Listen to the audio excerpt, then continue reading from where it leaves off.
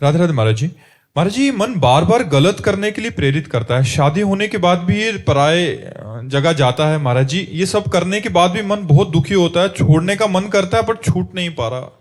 नहीं यार, छोड़ दो, ठीक रहेगा। छोड़ने ठीक रहेगा, नहीं तो ये दुर्गति करवा देगा, समाज में बेइज्जती करवा देगा और परलोक में दुर्गति करवा देगा। और ज्यादा इधर उधर करोगे तो फिर बहुत प्रचंड माया का खेल है वो, तो बहुत हानिकारक है, बहुत हानिकारक है। बचो, अपनी पत्नी से प्यार करो, धर्म पूर्वक चलो, थोड़ा मन को समझाओ, भयभीत करो, मन को डराओ। अगर मन को डराओगे नहीं तो फिर मन निडर होकर के न जाने क्या क्या करने लगेगा। मन को डराना चाहिए। शास्त्र का डर, नरक का डर, भगवान का डर, कानून का डर, समाज का डर, ये सब दिखाना चाहिए मन को। ऐसा करोगे तो ऐसा फंस सकते हो, ऐसा करोगे तो ऐसा फंस सकते हो, तो फिर निकल जाओगे।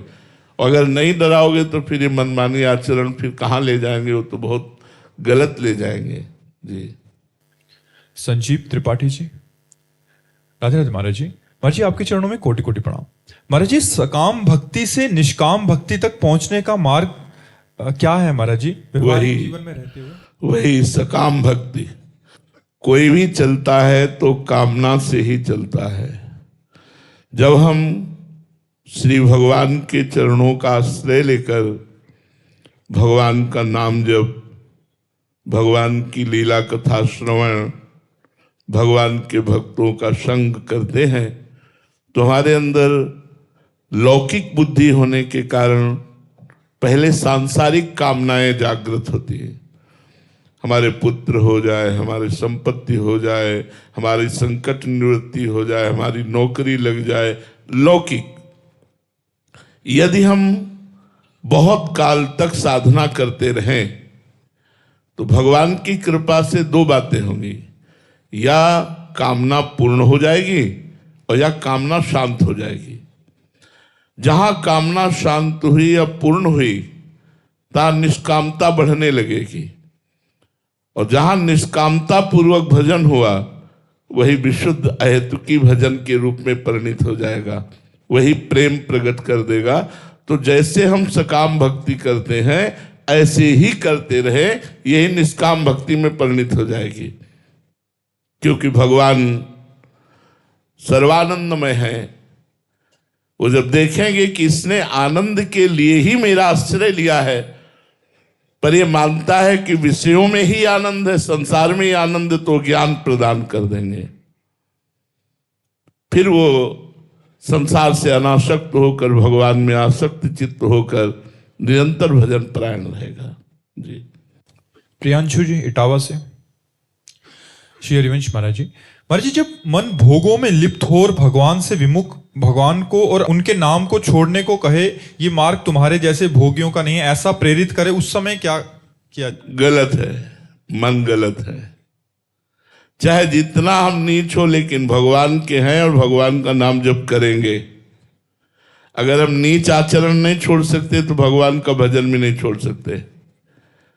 अगर हम अच्छे आचरणों को पूरे नहीं कर पा रहे हैं तो हम भगवान का भजन नहीं छोड़ पाएंगे। ऐसी बात पकड़नी चाहिए।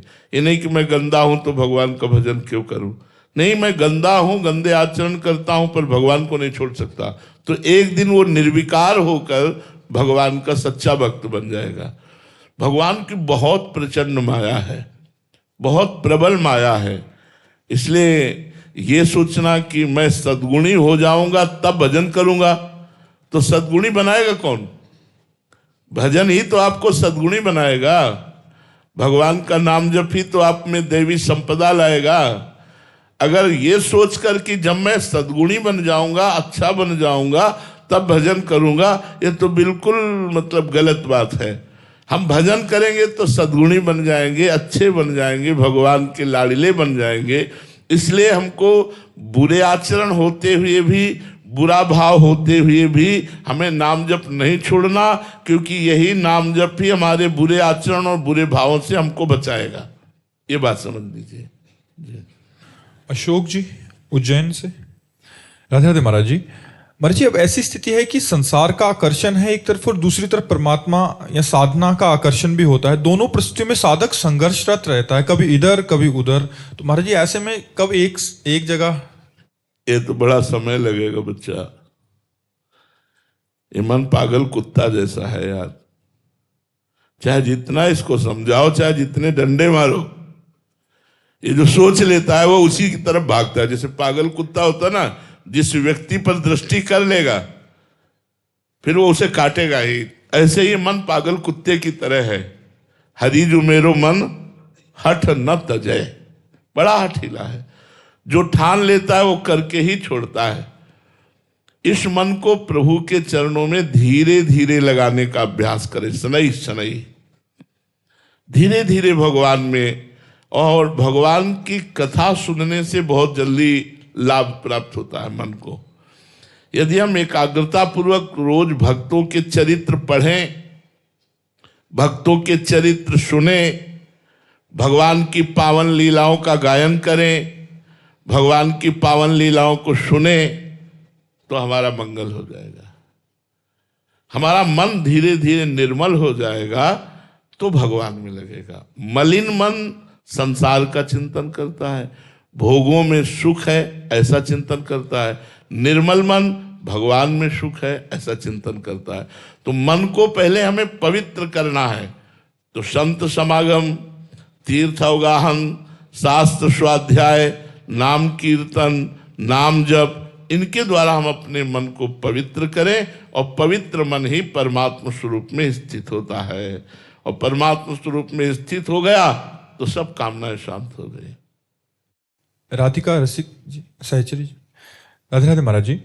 महाराज जी गुरु के 5 भौतिक शरीर में, उनके श्री चरणों में, उनके वाक्यों में भाव व निष्ठा स्वाभाविक ही हो जाती है, किंतु गुरु तत्व में कैसे भाव बढ़ाएं? और यही प्रगट में करते रहिए तो तत्व का ज्ञान जागृत हो जाएगा। प्रगट गुरु के ध्यान से, प्रगट गुरु की सेवा से, प्रगट गुरु भाव से तत्व ज्ञान जागृत हो जाता है।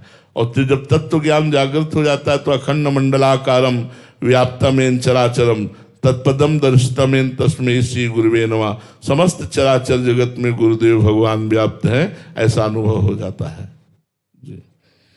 मनीष माथुर जी, महाराज जी राधे राधे। महाराज जी भविष्य की चिंता कैसे दूर करें? जो हो गया है उसे कैसे भूलें? नाम जप के द्वारा, भगवान के नाम जप में मन को लगाइए। वो धीरे धीरे सब विस्मृति के गर्त में डाल देगा संसार को। अगर संसार का स्मरण करेंगे तो भगवत विस्मरण हो जाएगा, और भगवत स्मरण करेंगे तो संसार की जितनी भूली हुई बातें, गलती बातें, ये सब शांत हो जाएंगी। नाम जप में बड़ी सामर्थ्य है। आप निरंतर नाम जप करते रहिए। नाम जप के प्रभाव से ही संसार से अध्यात्म की यात्रा में हम आगे बढ़ पाते हैं। अगर नाम जप नहीं है तो ज्ञान हो सकता है शास्त्रीय, लेकिन आध्यात्मिक उन्नति नहीं हो सकती। इसलिए खूब नाम जप करो तो जो भूत भविष्य की चिंता है वो मिट जाएगी। वर्तमान भगवदानंद में हो जाएगा। वर्तमान के सेकंड को यदि हम राधा नाम में लगावें, हर सेकंड राधा राधा राधा, तो हमारा भविष्य भी अच्छा होगा, हमारा भूत भी मंगल में होगा। लक्ष्मी प्रिया देवी दासी जी हैदराबाद से, राधा वल्लभ श्री हरिवंश गुरुदेव। महाराज जी होई है सोई जो राम रची राखा। महाराज जी पूर्ण शरणागति के लिए ऐसा क्या करें कि मन में कोई संशय ना रह जाए, विश्वास बढ़ता रहे? भगवान के पावन चरित्रों को सुनिए और भक्तों का संग कीजिए। जब भगवान की महिमा सुनते सुनते विश्वास हो जाता है कि भगवान इतने कृपालु, इतने बलशाली, सर्वत्र सर्वज्ञ, सर्वशक्तिमान, तो हमारा मन विश्वास करने लगता है भगवान बचाएंगे, भगवान हमारी रक्षा करेंगे, निश्चित भगवान हमारी समस्याओं का समाधान कर देंगे। ये भगवान की लीलाएं सुनने से, भगवान की कथा, भगवान के चरित्र सुनने से भगवान में विश्वास बढ़ता है। भगवान में विश्वास बढ़ने से ही हमारी शरणागति पुष्ट होती है। हमें तो सबसे बढ़िया खूब भगवान के चरित्रों का गायन करो और खूब चरित्रों को सुनो। कानों को इतना सुनाओ कि विषय की वार्ता सुनना बंद कर दे, विषय चिंतन बंद कर दे, बस इसी से आनंद की अनुभूति होने लगेगी। पीयूष जी विदिशा से, राधा वल्लभ श्री हरिवंश महाराज जी, काम और रसेंद्री के भोग को सबसे ऊपर रखा गया है। आपने काम पर विजय के लिए कई उपाय बताए हैं, जैसे राधा सुदानी का श्लोक 84 जी, रासा पंचाध्याय जी। महाराज जी, आपने कई संतों के चरित्र भी बताए जिन्हें रसेंद्री के भोग ने गिराया, और आपने ये भी बताया कि रसेंद्री को ठीक कर लो तो बाकी सब इंद्रियां अपने आप काबू में आ जाएंगी। महाराज जी, अगर रसेंद्री के भोग को इतना ऊपर रखा गया तो इसके लिए कोई मंत्र या अनुष्ठान और बताएं महाराज जी।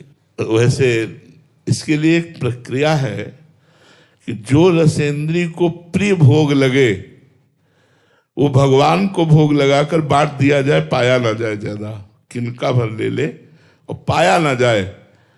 तो धीरे धीरे, यद्यपि ये मन को अच्छा नहीं लगेगा, पर धीरे धीरे यदि बहुत काल तक ये जांच करता रहे कि मन जो मांगता है, मन को जो पसंद है वो उसे ना दिया जाए रसेंद्री को, तो काफी समय लगेगा।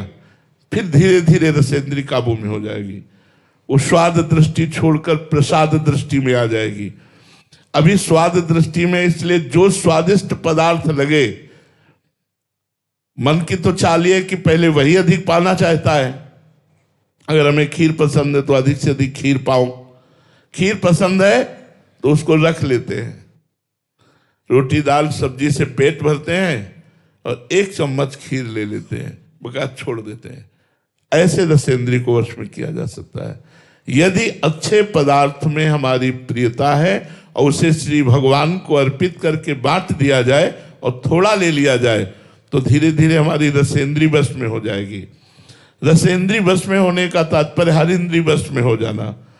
अगर रसेंद्री वश में नहीं तो कोई भी इंद्री वश में नहीं हो सकती, वो वश में नहीं माना जाता। रसेंद्री वश में, एक वश में हो गई तो दूसरी जनेन्द्री वश में हो जाएगी। रसेंद्री और जनेन्द्री, जिह्वा और उपस्थ यदि वश में है तो जितेंद्री माना जाता है।